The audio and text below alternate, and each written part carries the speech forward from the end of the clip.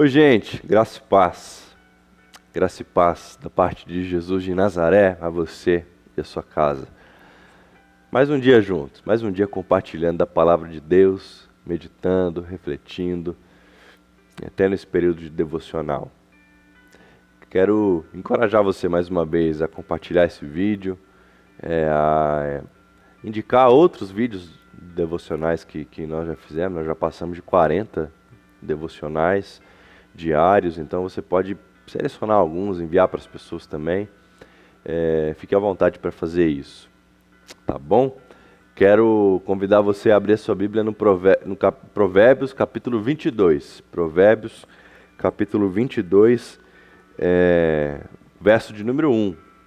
Provérbios 22, verso de número 1.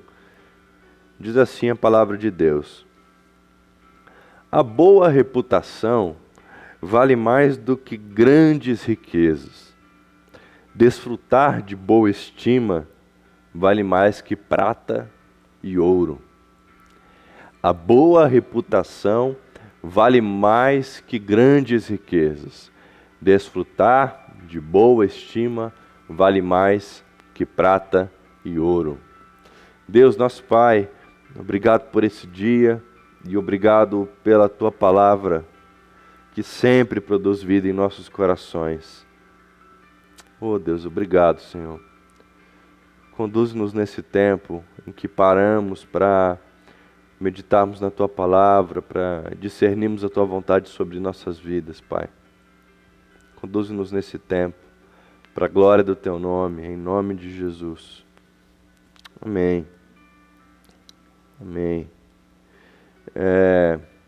Eu me lembro de quando eu era criança e sempre, todas as minhas férias, ou pelo menos a maioria delas, eu viajava de Piratininga para Piratininga, no interior de São Paulo, próximo de Bauru, para Cambira, mais precisamente no distrito de 7 de Maio, no Paraná.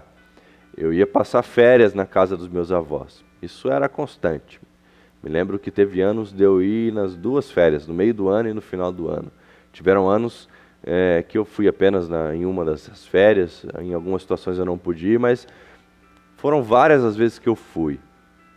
E eu me lembro de algo, assim, entre tantas coisas que eu me lembro desse meu contato com os meus avós, eu me lembro, por exemplo, de quando eu caminhava pelo distrito, pelo patrimônio ali do 7 de Maio, um lugar bem distante, talvez você nunca tenha ouvido falar, e caminhando por aquele lugar, e às vezes eu podia ter, se eu tivesse a vontade de comer alguma coisa enquanto caminhava, eu podia ir em qualquer venda, lá é assim que eles chamam, né? Venda, ou qualquer lanchonete, qualquer sorveteria, mesmo que eu não tivesse dinheiro, eu podia ir em qualquer um desses lugares. Bastava eu dizer: olha, eu sou neto do seu Francisco, e eu queria um sorvete, eu quero uma coxinha, eu queria um refrigerante. Eu nem precisava ter dinheiro, bastava eu apresentar essa credencial: sou neto do seu Francisco. O seu Francisco é o meu avô. Isso me dava crédito, isso me dava limite de compra, era interessante. E eu achava que meu avô era uma pessoa muito rica, porque qualquer lugar que eu fosse e que eu dissesse o nome dele, eu poderia levar o que eu quisesse do lugar.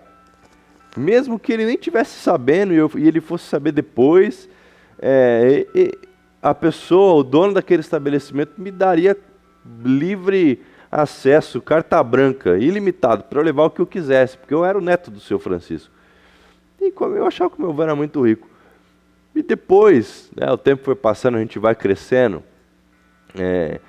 vai deixando de ser criança, e vai percebendo algumas coisas. Eu percebi que meu avô não era rico, muito longe disso. Meus avós sempre levaram a vida muito simples. Mas o meu avô e minha avó também tinham uma boa reputação, uma excelente reputação. E era por isso que eu podia chegar em qualquer lugar e dizer: olha, eu sou neto do seu Francisco, da Dona Maria, eu quero uma garrafa de Coca-Cola, eu quero uma coxinha, eu quero um picolé, e a pessoa ia me dar. E depois eu ia chegar e ia contar para o meu avô, para a minha avó, e se eu tivesse dinheiro ali, eu levaria, senão eles me dariam dinheiro e depois passariam lá e acertariam com essa pessoa. Mas a credencial que eles tinham não era o dinheiro que eles possuíam. Todo mundo sabia que os meus avós sempre tiveram uma vida muito simples e que eram pessoas simples. Isso não era... né, ninguém tinha essa minha ilusão de criança de que os meus avós eram pessoas ricas. O que as pessoas sabiam e tinham consciência sobre meus avós era a reputação que eles possuíam. Elas sabiam que elas poderiam vender qualquer coisa em nome do seu Francisco e da Dona Maria, porque eles iriam receber aquele dinheiro. Meu avô tinha de fato uma reputação incrível, assim. O caráter dele sempre foi inquestionável. Meu avô faleceu vai fazer 8 anos. Mas ainda hoje, quando vou visitar a minha avó nesse mesmo lugar, as pessoas me... Pô, você é o neto do seu Francisco e da Dona Maria? Sim, sou eu. Pô, você era pequenininho, cresceu? Sim. E eu me lembro de episódios, né, de que eu percebi, né, que a reputação do meu avô era algo valioso demais naquele lugar. E era valioso demais para ele, inclusive. Ele sempre foi muito zeloso com a sua reputação.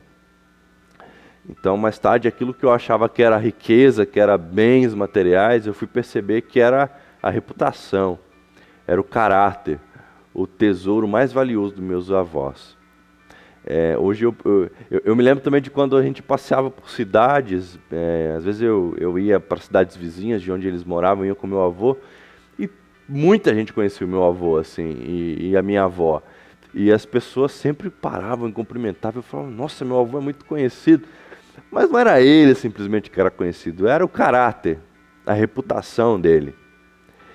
E a Bíblia diz que a boa reputação vale mais que grandes riquezas, que desfrutar de boa estima vale mais do que prata e ouro.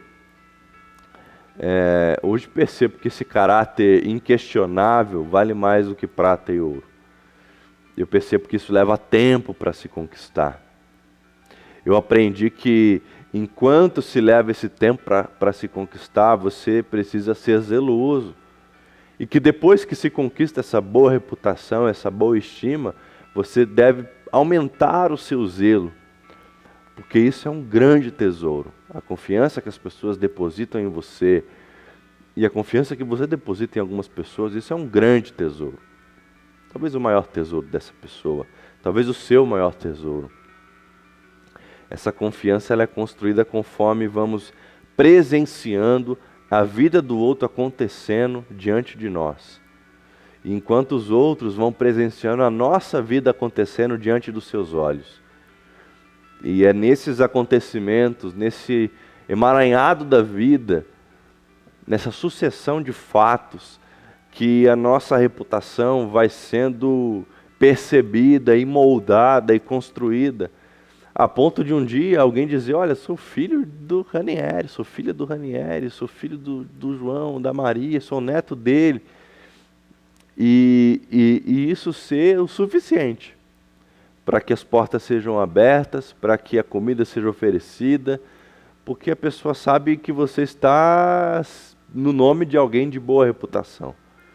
E no dia também em que você, por exemplo, tiver alguma dificuldade, alguma necessidade, e você ser atendido, porque a sua boa reputação, a sua boa estima, apesar de toda a sua simplicidade, apesar de você não ser uma pessoa de muitos bens, como não eram os meus avós, você zela por algo mais valioso que qualquer bem dessa terra, que é o seu caráter, a sua identidade de filho de Deus, que não pode ser corrompida. Então essa confiança que as pessoas depositam em nós e que nós depositamos nos outros é construída no caminho, enquanto a vida acontece. E por isso é importante valorizarmos a nossa reputação, por isso é importante zelarmos pela nossa reputação. Por isso é importante entendermos que como filhos e filhas de Deus, não podemos manchar a imagem do Pai que está nos céus e que nos cuida e que nos protege e que nos ensina a sermos homens e mulheres íntegros diante de Deus e diante dos homens, para que nossa maior riqueza, os nossos maiores bens, não sejam coisas que a traça pode corroer, mas seja aquilo que as pessoas jamais irão esquecer, o legado que vamos deixar. a imagem que as pessoas vão perceber de nós, mas não uma simples imagem, mas aquilo que elas vão constatar na vida real, quando a vida acontece e acontece diante dos olhos dela. Não é aquilo que parece ser, mas é aquilo que é. Por isso que a boa reputação vale muito, vale muito. Zele pela sua imagem, zele pela tua reputação, mas não crie um personagem para si. Zele pela tua imagem e viva a imagem pela qual você está zelando sobre si. Deus te abençoe, em nome de Jesus.